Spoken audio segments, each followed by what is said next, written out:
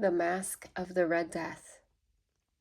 The Red Death had long devastated the country. No pestilence had ever been so fatal or so hideous. Blood was its avatar and its seal, the redness and the horror of blood. There were sharp pains and sudden dizziness, and then profuse bleeding at the pores with dissolution. The scarlet stains upon the body, and especially upon the face of the victim, were the pest ban which shut him out from the aid and from the sympathy of his fellow men. And the whole seizure, progress, and termination of the disease were the incidents of half an hour. But the Prince Prospero was happy and dauntless and sagacious. When his dominions were half depopulated, he summoned to his presence 1,000 hale and light-hearted friends from among the knights and dames of his court, and with these retired to the deep seclusion of one of his castellated abbeys. This was an extensive and magnificent structure, the creation of the prince's own eccentric yet august taste. A strong and lofty wall girdled it in. This wall had gates of iron. The courtiers, having entered, brought furnaces and massy hammers and welded the bolts. They resolved to leave means neither of ingress nor egress to the sudden impulses of despair or of frenzy from within. The abbey was amply provisioned. With such precautions, the courtiers might bid defiance to contagion. The external world could take care of itself. In the meantime, it was folly to grieve or to think. The prince had provisioned all the appliances of pleasure. There were buffoons, there were improvisatory, there were ballet dancers, there were musicians, there was beauty, there was wine. All these in security were within. Without was the Red Death. It was toward the close of the 5th or 6th month of this conclusion, and while the pestilence raged most furiously abroad, that the Prince Prospero entertained his 1,000 friends at a masked ball of the most unusual magnificence.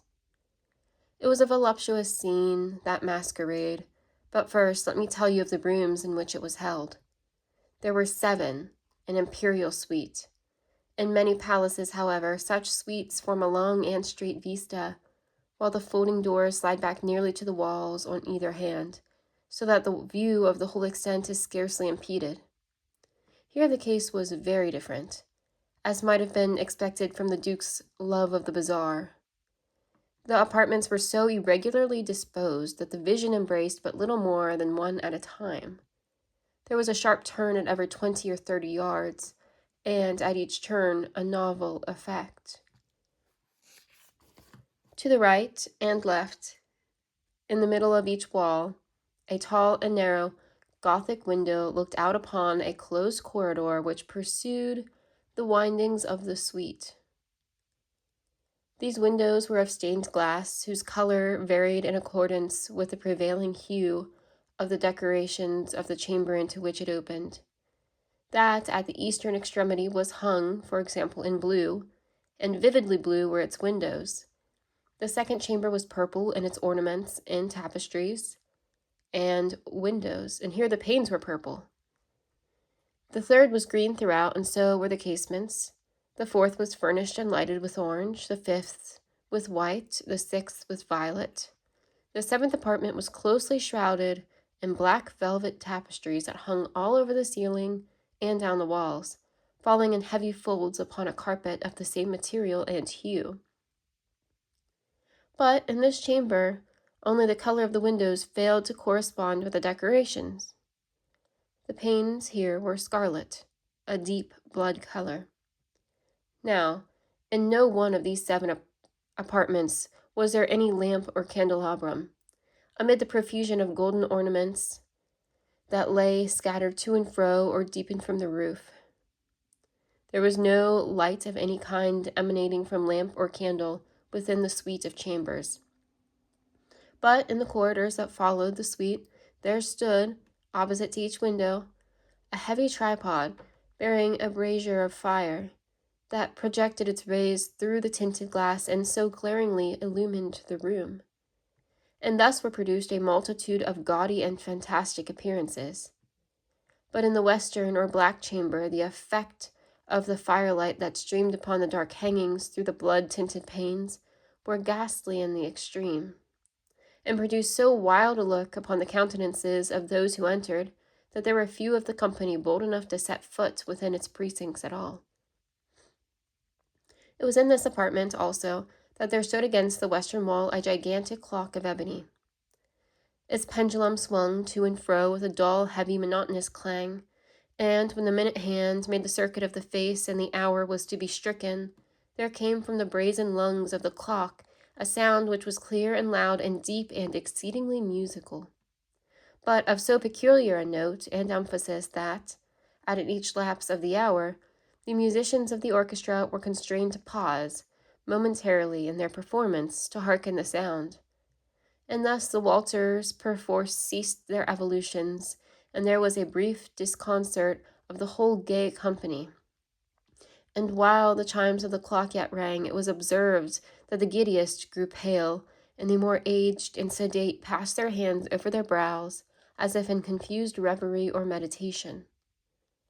But when the echoes had fully ceased, a light laughter at once pervaded the assembly. The musicians looked at each other and smiled as if at their own nervousness and folly, and made whispering vows, each to the other, that the next chiming of the clock should produce in them no similar emotion. And then, after the lapse of 60 minutes, which embraced 3,600 seconds of the time that flies, there came yet another chiming of the clock, and then were the same disconcert and tremulousness and meditation as before. But in spite of these things, it was a gay and magnificent revel. The tastes of the Duke were peculiar. He had a fine eye for colors and effects. He regarded the decora of mere fashion. His plans were bold and fiery, and his conceptions glowed with barbaric luster. There are some who would have thought him mad. His followers felt that he was not. It was necessary to hear and see and touch him to be sure that he was not. He had directed in great part the movable embellishments of the 7 chambers upon occasion of his great party, and it was his own guiding taste which had given character to the masqueraders. Be sure they were grotesque. There were much glare and glitter and piquancy and phantasm, much of what has been seen in Hernani. There were arabesque figures with unsuited limbs and appointments. There were delirious fancies such as a madman fashions. There were much of the beautiful, much of the wanton, much of the bizarre, something of the terrible, and not a little of that which might have excited disgust. To and fro in the 7 chambers were stalked, in fact, a multitude of dreams, and these the dreams, writhed in and about, taking hue from the rooms, and causing the wild music of the orchestra to seem as the echo of their steps. And anon, there strikes the ebony clock which stands in the hall of the velvet. And then, for a moment, all is still, and all is silent, save the voice of the clock. The dreams are stiff frozen as they stand, but the echoes of the chime die away. They have endured but an instant, and a light, half-subdued laughter floats after them as they depart. And now again the music swells, and the dreams live and writhe to and fro more merrily than ever, taking hue from the many-tinted windows through which stream the rays from the tripods. But to the chamber which lies most westwardly of the 7, there are now none of the maskers who venture, for the night is waning away, and there flows a ruddier light through the blood-colored panes, and the blackness of the sable drapery appalls. And to him whose foot falls upon the sable carpet, there comes from the near clock of ebony a muffled peal, more solemnly emphatic than any which reaches their ears who indulge in the more remote gaieties of the other apartments. But these other apartments were densely crowded, and in them beat feverishly the heart of life. And the revel went whirlingly on, until at length there commenced the sounding of midnight upon the clock. And then the music ceased, as I have told, and the evolution of the waltzers were quieted, and there was an uneasy cessation of all things as before. But now There were 12 strokes to be sounded by the bell of the clock, and thus it happened, perhaps, that more of thought crept, with more of time, into the meditations of the thoughtful among those who revelled. And thus, too, it happened, perhaps, that before the last echoes of the last chime had utterly sunk into silence, there were many individuals in the crowd who had found leisure to become aware of the presence of a masked figure which had arrested the attention of no single individual before. And the rumor of this new presence having spread itself whisperingly around, there arose at length from the whole company a buzz or murmur, expressive of disapprobation and surprise, and then, finally, of terror, of horror, and of disgust. In an assembly of phantasms such as I have painted, it may well be supposed that no ordinary appearance could have excited such sensation. In truth, the masquerade license of the night was nearly unlimited, but the figure in question had out-Heroded Herod, and gone beyond the bounds of even the prince's indefinite decorum. There are chords in the hearts of the most reckless which cannot be touched without emotion.